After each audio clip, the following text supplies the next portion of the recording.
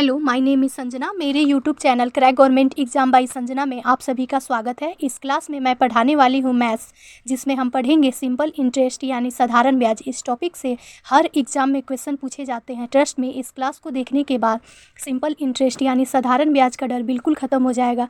इस क्लास को देखने के बाद आपको कोई फार्मूला याद नहीं करनी पड़ेगी। विदाउट फार्मूला आप क्वेश्चन को सॉल्व कर पाएंगे। छोटी सी कंसेप्ट सीखने के बाद आप क्वेश्चन को इजीली सॉल्व कर पाएंगे। चैप्टर का नाम है सिंपल इंटरेस्ट यानी साधारण ब्याज। सिंपल इंटरेस्ट साधारण ब्याज। साधारण ब्याज का डिफिनीशन है, एक निश्चित समय में केवल मूलधन पर मिलने वाली राशि साधारण ब्याज कहलाती है। केवल मूलधन पर मिलने वाली राशि साधारण ब्याज कहलाती है। सिंपल इंटरेस्ट किसे कहते हैं? एक निश्चित समय में केवल मूलधन पर मिलने वाली राशि साधारण ब्याज कहलाती है। मूलधन पर जो राशि मिलती है निश्चित समय में, उसी को साधारण ब्याज कहते हैं। नेक्स्ट है दर यानी रेट किसे कहते हैं? मूलधन पर एक वर्ष में लगने वाले ब्याज को दर कहते हैं। मूलधन पर एक वर्ष में लगने वाले ब्याज को दर कहते हैं। एक वर्ष में लगने वाला ब्याज ही क्या कहलाता है? दर। प्रिंसिपल यानी मूलधन को पी से डिनोट किया जाता है। सिंपल इंटरेस्ट यानी साधारण ब्याज को एसआई से डिनोट किया जाता है। रेट ऑफ इंटरेस्ट यानी दर को आर से डिनोट किया जाता है। टाइम पीरियड समायावधि को टी से डिनोट किया जाता है। अमाउंट मिश्रधन को ए से डिनोट किया जाता है। ये सारे पॉइंट यूज होंगे। कॉन्सेप्ट अब मैं बताऊंगी। यहाँ दिया है आर इज इक्वल टू 10% वार्षिक और टाइम दिया है 2 वर्ष। तो यहाँ आर इज इक्वल टू 10% वार्षिक का मतलब है कि एक वर्ष में मिलने वाला ब्याज क्या है? 10% है। तो 2 वर्ष में मिलने वाला ब्याज क्या हो जाएगा? 20% हो जाएगा। यानी ब्याज जो है हर एक साल सेम रहता है। मान लीजिए 3 साल का निकालना हो प्रतिशत ब्याज, तो 3 गुना 10 यानी हो जाएगा 30%। आपको याद रखने वाला यहाँ पॉइंट है, जहाँ भी आपको रेट यानी दर दिखे, आपके माइंड में एक बात आनी चाहिए कि एक वर्ष में मिलने वाला ब्याज। अगर टाइम 2 वर्ष रहेगा तो क्या करेंगे? रेट में सिंपल तो रेट और टाइम को मल्टीप्लाई कर देंगे तो हमारा आ जाएगा प्रतिशत ब्याज। यहाँ लिखा है रेट अगर दर 5% हो और टाइम 4 वर्ष हो तो प्रतिशत ब्याज क्या होगा? तो प्रतिशत ब्याज बताना है क्या होगा। तो यहाँ दिया है आर बराबर 10% और टाइम दिया है 4 वर्ष। तो प्रतिशत ब्याज निकालना है तो क्या करेंगे? 5 में 4 से मल्टीप्लाई कर देंगे तो आ जाएगा 20%। यानी क्या करना है? प्रतिशत ब्याज निकालने के लिए दर को टाइम से मल्टीप्लाई कर देंगे तो हमारा क्या आ जाएगा? प्रतिशत ब्याज। यहाँ दिया है आर इज इक्वल टू 8% वार्षिक और टाइम जो दिया है 2 वर्ष। तो पूछ रहा है प्रतिशत ब्याज क्या होगा। तो प्रतिशत ब्याज निकालने के लिए रेट में टाइम से मल्टीप्लाई कर देंगे तो आ जाएगा हमारा प्रतिशत ब्याज 16%। मेन कंसेप्ट यही था, अगर जब दर दिया हो और टाइम दिया हो तो आपको प्रतिशत ब्याज निकालने के लिए रेट को टाइम से मल्टीप्लाई कर देंगे, यही हमारा प्रतिशत ब्याज हो जाएगा।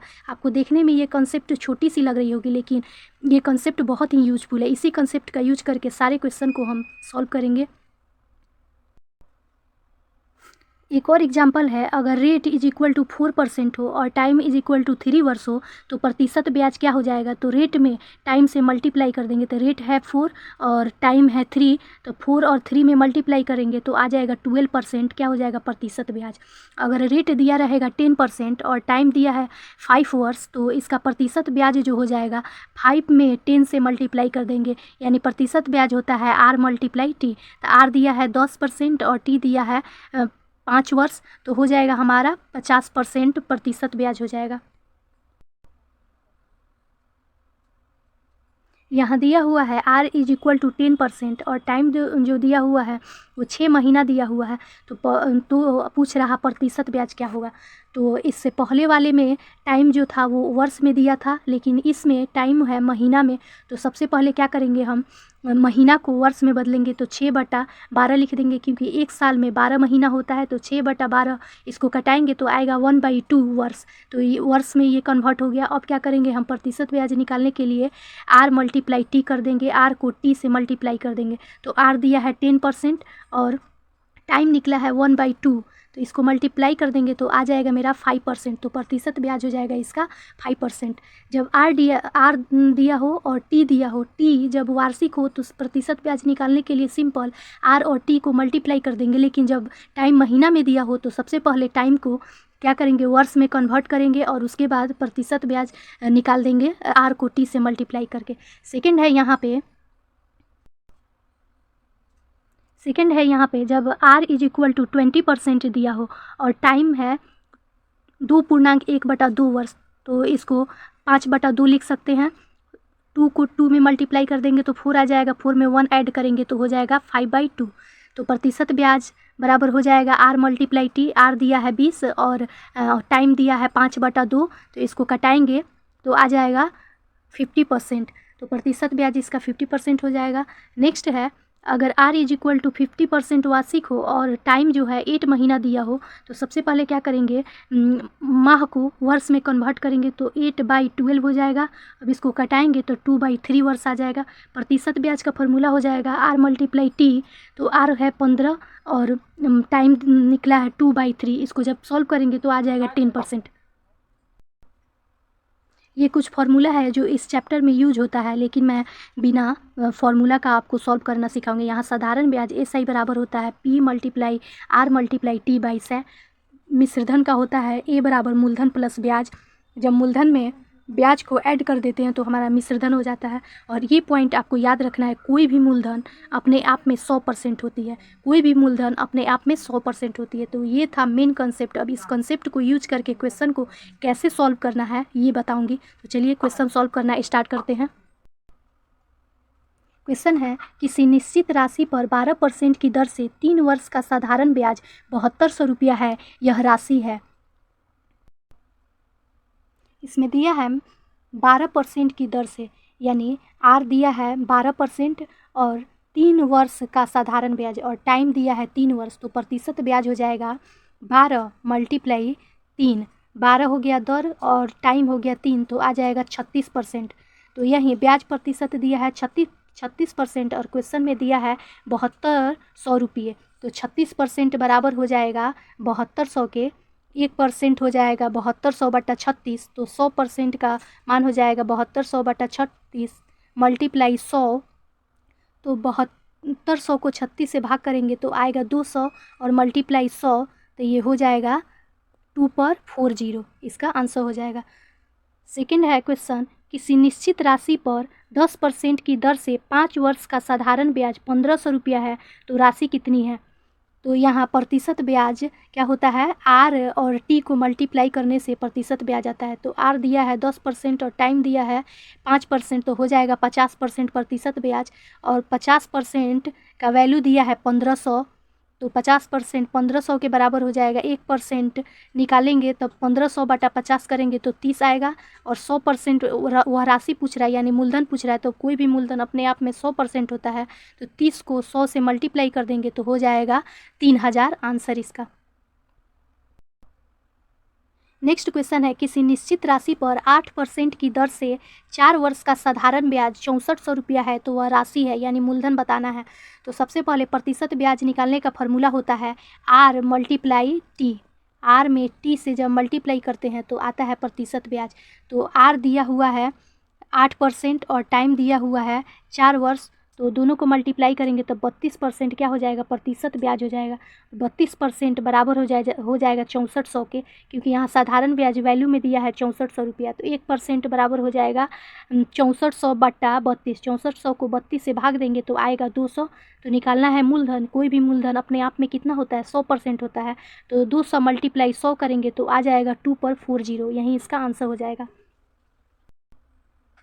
क्वेश्चन है, किसी मूलधन पर 10% की दर से 6 माह का साधारण ब्याज 100 रुपया है, तो मूलधन ज्ञात करना है। तो सबसे पहले प्रतिशत ब्याज निकालेंगे। तो प्रतिशत ब्याज का फॉर्मूला होता है R multiply T। R multiply T बराबर होता है प्रतिशत ब्याज। तो प्रतिशत ब्याज R दिया है 10% और टाइम दिया है, टाइम जो दिया है वो 6 माह दिया है। तो टाइम को पहले वर्ष में कन्वर्ट करेंगे। तो वर्ष में कन्वर्ट करने के लिए 6 को 12 से डिवाइड करेंगे तो आ जाएगा 1/2 वर्ष।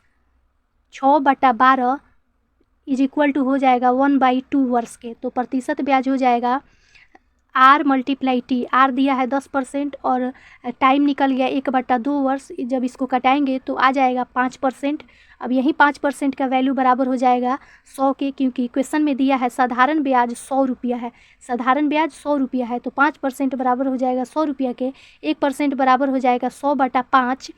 तो निकालना है मूलधन, तो कोई भी मूलधन अपने आप में 100% होता है। तो 100/5 मल्टीप्लाई 100 बराबर हो जाएगा 2000। इसका आंसर हो जाएगा।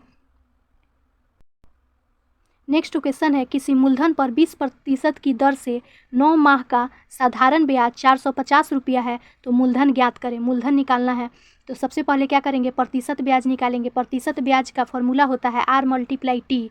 तो आर दिया है 20% और टी दिया है 9 माह। तो पहले 9 माह को वर्ष में कन्वर्ट करेंगे तो 9/12 लिखेंगे। 9/12 को कटाएंगे तो 3/2 वर्ष आएगा। अब ये टाइम जो है वर्ष में कन्वर्ट हो गया तो प्रतिशत ब्याज निकालने के लिए आर टी होता है। तो आर 20% हो गया और टी जो है 3/4 वर्ष निकला है। तो इसको 20 को जब 4 से कटाएंगे तो आ जाएगा 5, या 5 में 3 से मल्टीप्लाई करेंगे तो हो जाएगा 15%। तो प्रतिशत ब्याज हो जाएगा 15%। तो 15% बराबर हो जाएगा 450 के, क्योंकि क्वेश्चन में दिया है साधारण ब्याज 450 रुपया है। तो 1% बराबर हो जाएगा 4500/15। तो 100% मूलधन पूछ रहा है, कोई भी मूलधन अपने आप में 100% होता है। तो 100% निकालेंगे तो 450/15 मल्टीप्लाई 100 करेंगे तो आ जाएगा 3000 आंसर।